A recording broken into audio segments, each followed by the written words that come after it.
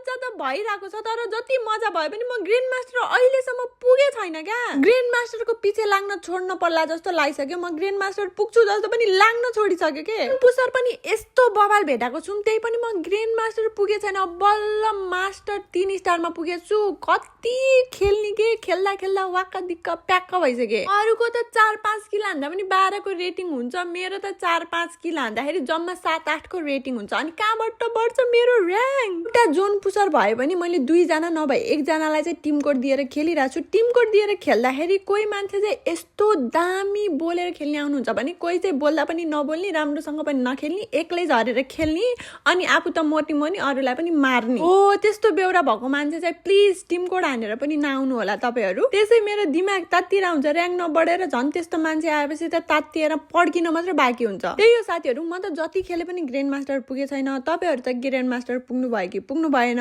भन्न चाहिँ नबिर्सिनु होला। यदि मसँग खेल्न चाहनुहुन्छ भने चाहिँ जोइन माई लाइभ अनि टिम कोड हानेर आउनु होला। अनि सँगै मिलेर पुग्नु पर्छ हामी ग्रान्ड मास्टर।